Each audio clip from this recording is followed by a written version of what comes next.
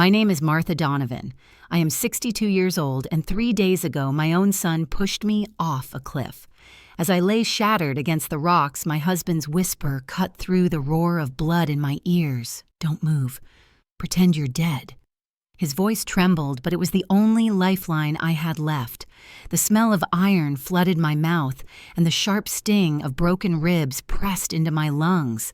That was the moment I realized the people you trust most can become your executioners. Before I go on, I want to pause. Tell me in the comments, what do you feel hearing this? Have you ever had family betray your trust? And if you're watching from somewhere in the US or anywhere else in the world, share your city or country below. I read them all.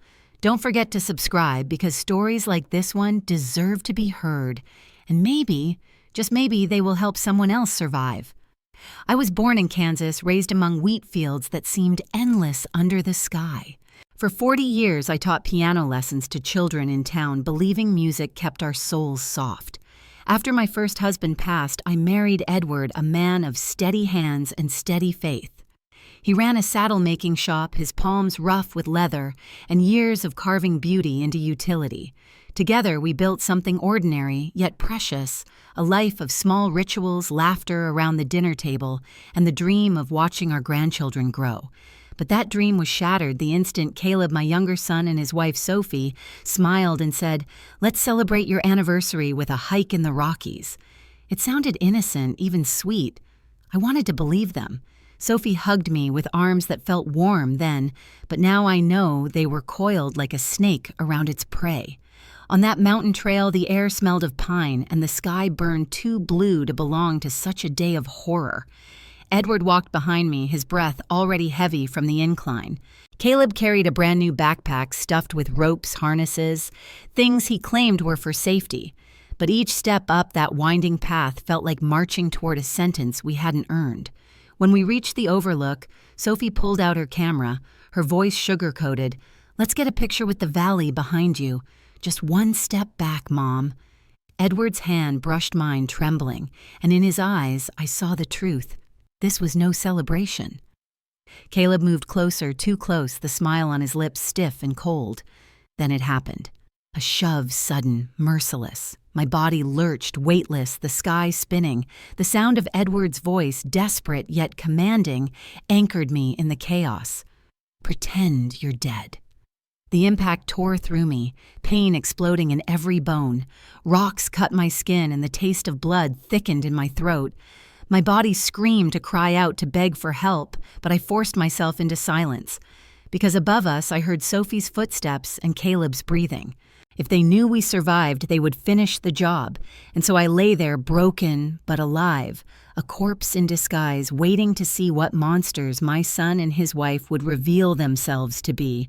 Lying there at the bottom of the cliff, forcing myself to be still, I could almost hear another sound layered beneath the pounding in my ears, the echo of my own past. It came back to me uninvited, like old photographs sliding out of a broken album. If you want to understand how I ended up here, you need to know where it all began. I grew up on a modest farm in Kansas, a patch of land that smelled of earth and wheat every summer. The mornings were simple rooster calls, the creak of the old windmill, and the hymn of cicadas that filled the air. That was the life I thought I'd always know, ordinary yet safe. After I married my first husband, we stayed in that farmhouse. When he passed away far too young, I raised my boys there, pouring every ounce of myself into keeping the family whole. By day, I taught piano lessons to children in our small town. Their laughter and clumsy fingers striking keys made me believe innocence still existed in the world. Music wasn't just a job, it was survival. It softened the loneliness, gave me purpose. At night, after the lessons ended, I would walk back through the fields, my lantern casting a thin glow over the wheat, and I would see Ethan and Caleb waiting on the porch steps. Ethan's face always bright with stories, Caleb's quieter, unreadable.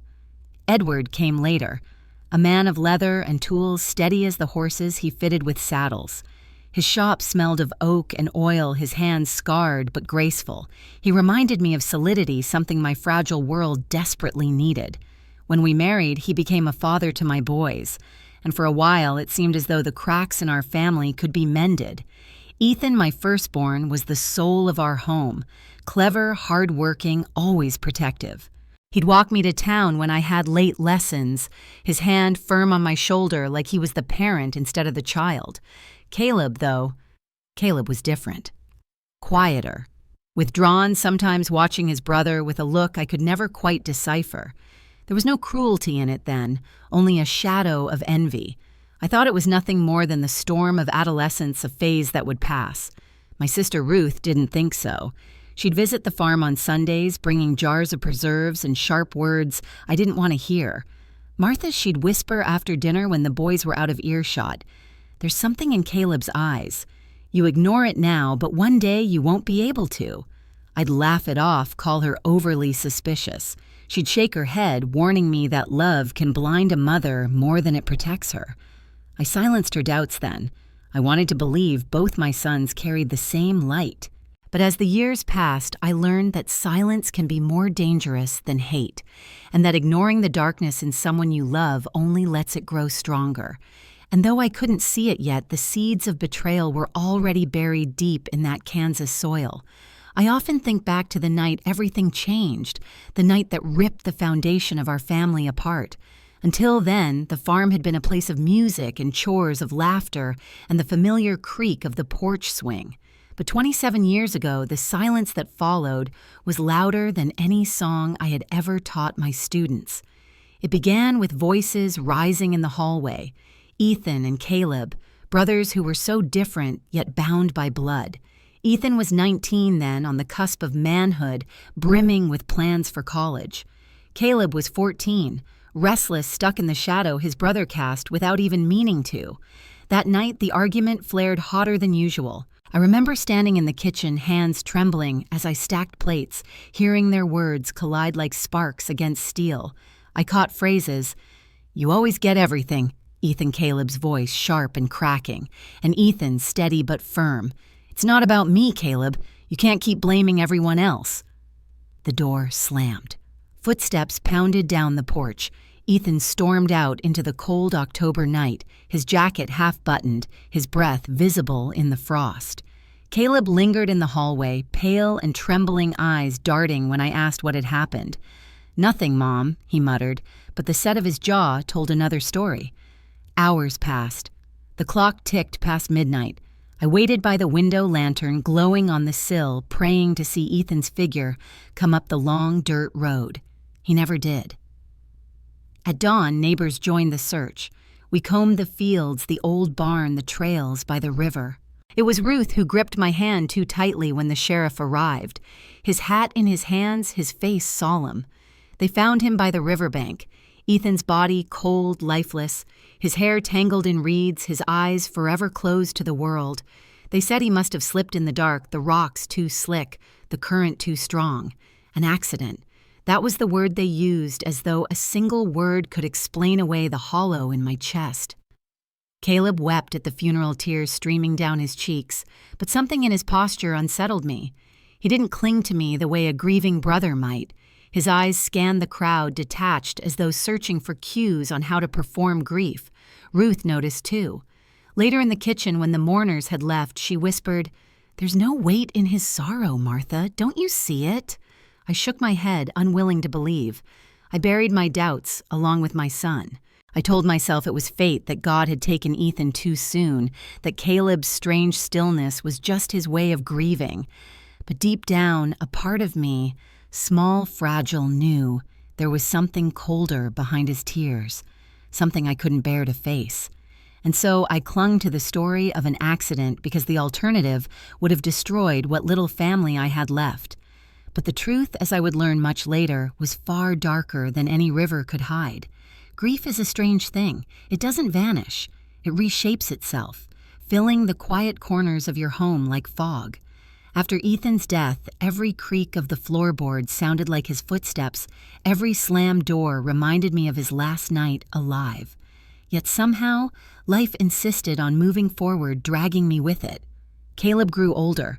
His shoulders broadened. His voice deepened, and with time he carried himself as though Ethan's absence had left a space only he could fill. I clung to that illusion. I wanted to believe that maybe, just maybe, God had spared me one son to heal the wound of losing the other. Years passed, and then Sophie entered our lives. She arrived like spring after a bitter winter, beautiful, charming, her laughter, bright enough to fill the silences that haunted the farmhouse. The first time Caleb brought her home, I remember the way she leaned into me, pressing a kiss to my cheek, as though I were already her mother. Martha. "You've raised such a wonderful man," she said, her voice sweet, practiced. I wanted to believe her sincerity, though something about the way her eyes lingered on the walls, the furniture, the photographs of Ethan unsettled me. They married quickly, and soon the sound of children filled the house again. 2 little ones with Caleb's dark hair and Sophie's wide eyes running across the porch, calling me Grandma with voices that melted me. Their laughter echoed through rooms that had been silent for too long. Holding them in my arms, I allowed myself to dream again, to imagine that maybe this was my second chance at family, that love could be rebuilt on the ashes of tragedy. On Sundays, the house came alive again. Edward grilled steaks in the yard, while Sophie carried pies into the kitchen, smiling at neighbors who praised her beauty and warmth. Caleb helped Edward in the shop sanding wood, learning the craft his stepfather cherished. From the outside, we looked like the portrait of redemption, a family scarred but stronger bonded by survival. But Ruth saw through it. My sister never stopped watching, never stopped warning me. One evening after dinner, she cornered me in the kitchen. Her voice was low, her eyes sharp. "That girl, Sophie. Her smile is all teeth. It's the kind of smile that hides a blade. Don't you see it, Martha?" I shook my head, unwilling to let suspicion steal the fragile peace I had found. "You're too harsh, Ruth. She loves Caleb. She loves the children. She calls me mother." Ruth pressed her lips into a thin line. "Love isn't always love. Sometimes it's calculation dressed in kindness." Her words lingered, but I buried them under the comfort of my grandchildren's hugs, the warmth of family dinners, the illusion that happiness had returned. What I didn't realize then was that I wasn't rebuilding a home. I was building a stage, one where Sophie and Caleb would play their roles so perfectly that I almost believed them. And like every stage behind the curtain lay a truth darker than any audience could imagine. For a while, I let myself believe Ruth was wrong, that Sophie's kindness was real, that Caleb had finally found balance. But illusions have a way of cracking under pressure, and ours began to splinter the moment money entered the conversation. Edward and I had worked our whole lives for what we had. The farm, though modest, was valued near $300,000. Add to that our savings, decades of Edward's saddles, sold at county fairs, my teaching wages tucked away carefully, and we had built a small nest egg. It wasn't much compared to others, but it was ours, the proof of every late night and every sacrifice. That's when Caleb and Sophie began to circle. At first, their suggestions sounded innocent, even practical. Mom, Dad. Sophie would say over Sunday dinner, her tone syrupy sweet, "Don't you think the farm is too much for you two now? Imagine living in a nice apartment in Denver, close to doctors, closer to us." Caleb nodded beside her, his arm draped around her shoulders, his smile tight. "It makes sense. You're not getting younger. Why carry the burden of all this land?" I would force a smile, sip my iced tea, and change the subject. But the pressure didn't stop. Each visit carried another suggestion: sell the house, move closer, let them manage our accounts. Their words dripped with concern, but behind it I began to hear something sharper, a hunger they couldn't quite hide. Edward, ever practical, didn't immediately see it. He thought they were planning ahead, trying to protect us. He even brought up the idea to our old friend Carter, a lawyer who had drawn up documents for ranchers across the county. Carter came by one afternoon, his gray hair tucked neatly under his hat, and sat at our oak table with stacks of papers. "It's wise to plan," he said at first, flipping through forms with his pen, tapping lightly. A will, maybe a trust, these things prevent confusion later. But when Caleb pushed for specifics, his voice too eager, Carter's pen stopped. "You want your parents to name you sole executor? With full control." His brow furrowed. I watched his eyes flick from Caleb to Sophie, then back to me. That's unusual. Normally, assets are divided or held in trust for the grandchildren. Sophie reached across the table, squeezing my hand with a practiced gentleness. "It's only because we care. We want to make things easy for you. No red tape, no delays. We'd handle everything." Her fingers were warm, but my skin crawled. For the first time, I felt the weight of Ruth's warnings pressing against my chest. Their smiles weren't love. They were strategy. That night, as Edward washed dishes beside me, I whispered what I had been holding back. "Don't you think it's strange how every word from Caleb lately ends with money?" Edward hesitated, his hands still in the soapy water, before answering softly, "He's our son, Martha. He just wants what's best." But even in his voice, I caught the faintest tremor of doubt, and in that tremor, I knew the ground beneath our family was beginning to crack wide open. That night after the talk with Carter, sleep would not come. The farmhouse was quiet except for the hum of crickets outside, but inside my chest, a storm raged. Caleb's insistence, Sophie's calculated touches, I couldn't shake the chill. When Edward finally slid into bed beside me, I whispered into the dark, "Something's wrong. I feel it in my bones." For a long while, he said nothing, just the sound of his breathing, heavy, uneven. Then, in a voice I had never heard from him before, low broken, he said, "There's something I never told you, Martha." My heart tightened. He sat up, his silhouette outlined against the faint moonlight coming through the curtains. It was 27 years ago, the night Ethan died. I pushed myself upright, the mattress creaking. What about it?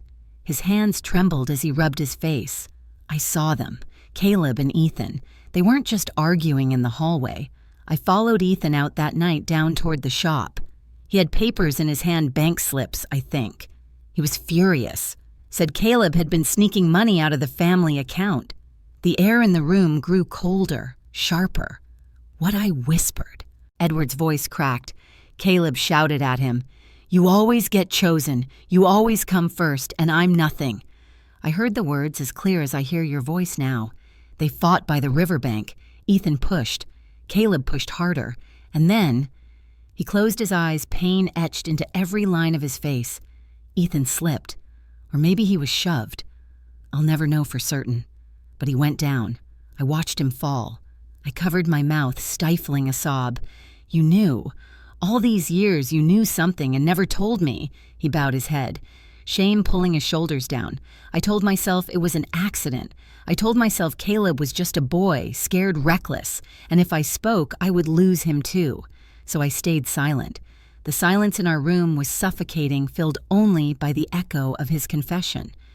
For nearly 3 decades, I had built my life on a lie, believing Ethan's death was fate when it was something far more sinister. That's when Ruth's voice came back to me, sharp as glass. There's something in Caleb's eyes. She had kept a box of Ethan's things after the funeral letters, sketches, and a small leather-bound notebook. I had brushed it off as sentiment, but now I wondered if she had known more. 2 days later, when Ruth visited, I confronted her.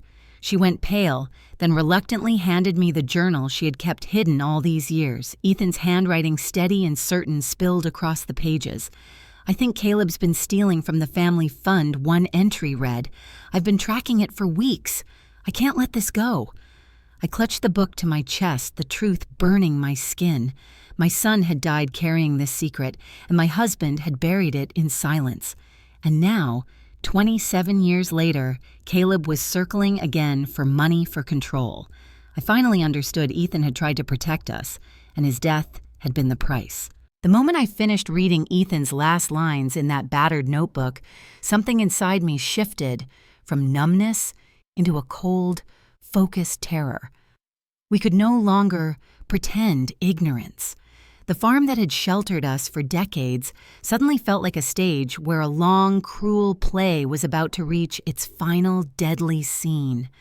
When Caleb called a week later with a bright, casual voice, "Mom, how about celebrating 20 years together with a hike in the mountains?" I heard the warning bells as if they had been ringing for years. His words were easy friendly. Sophie's on the line too, chirping about photos and picnic baskets. They acted like children planning a day of joy. But I knew better now. The man who stood beneath that cheerful tone had killed once already, and the woman whose hands had felt like a snake's coils had the patience to wait until the knife's edge was perfect.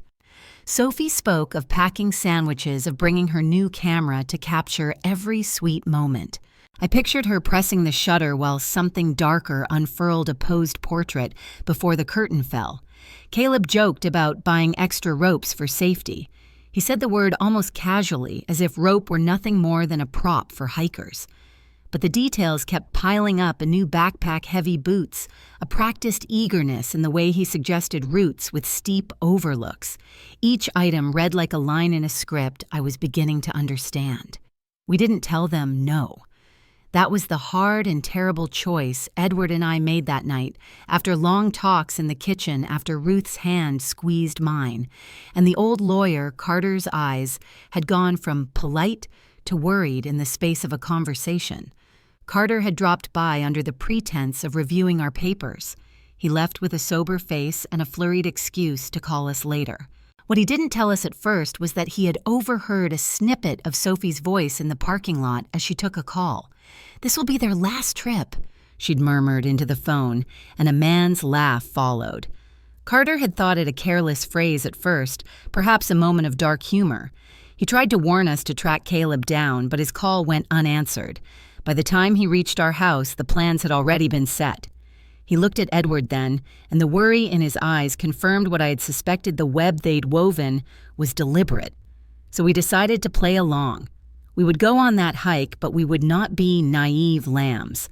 Edward, ever practical in the most improbable ways, hid a small voice recorder in his jacket pocket and practiced turning it on with his toes beneath the car seat.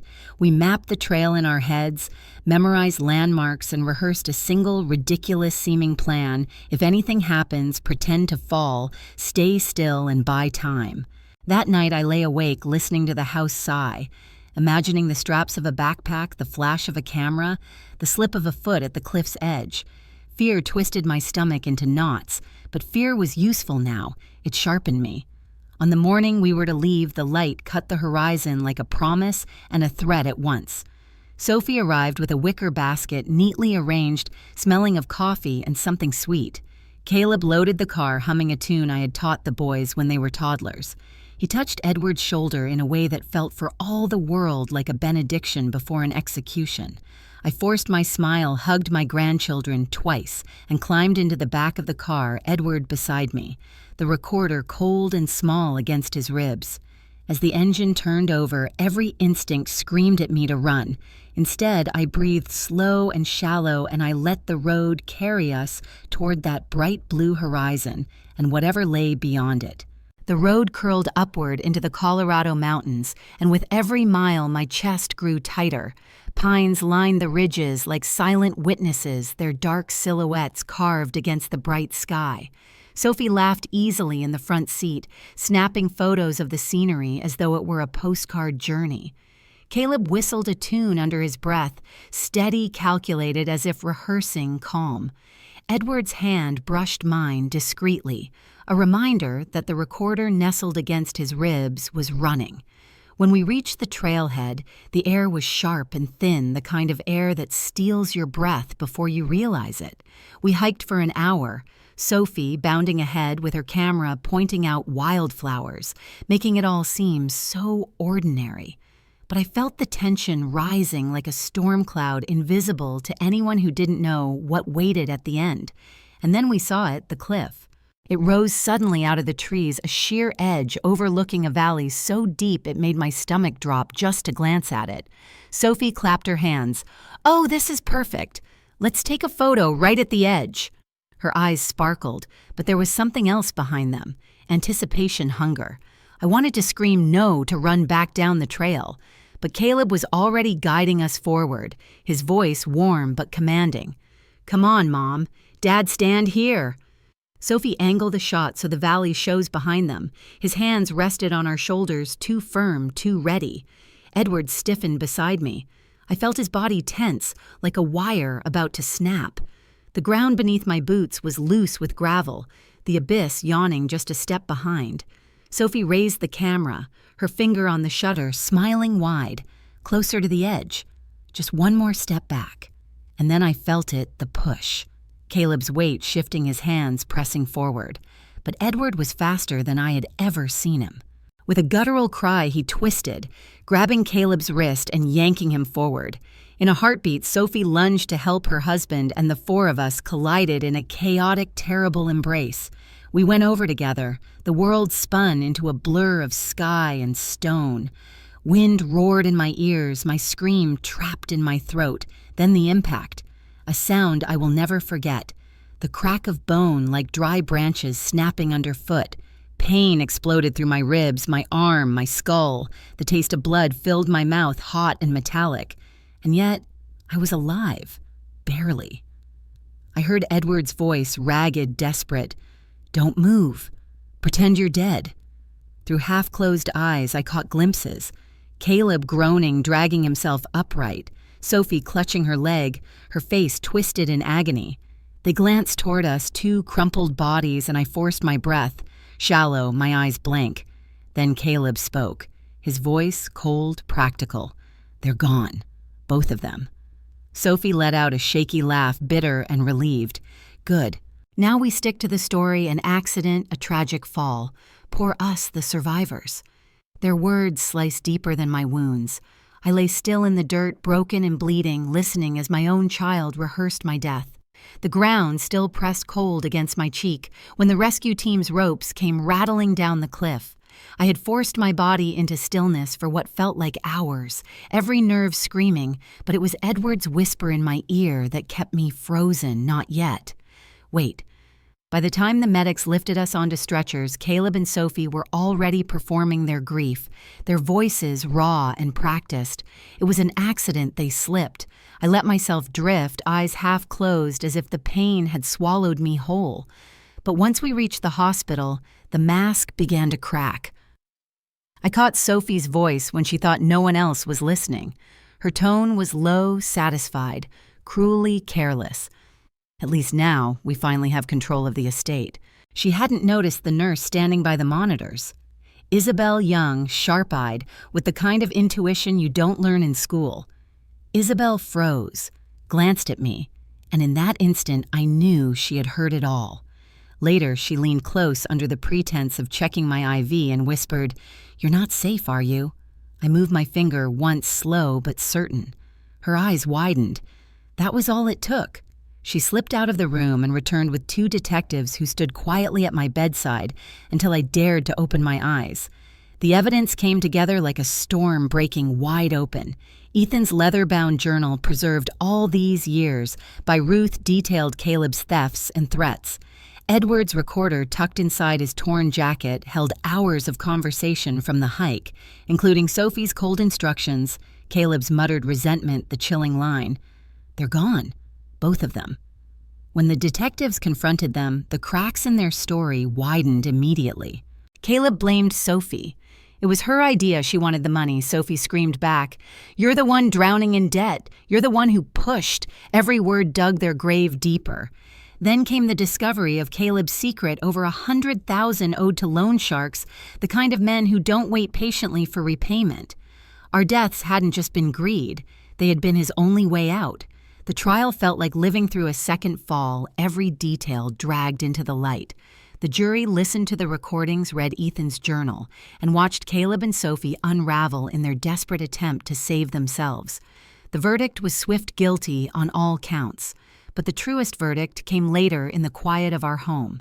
Edward and I signed papers to take custody of Caleb's children, two wide-eyed innocents who had called me Grandma with laughter in their voices.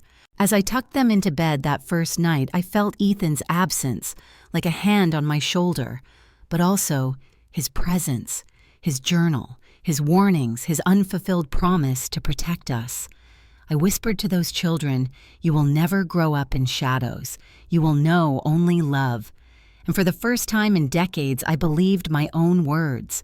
Justice had been served. But more than that, a curse had been broken.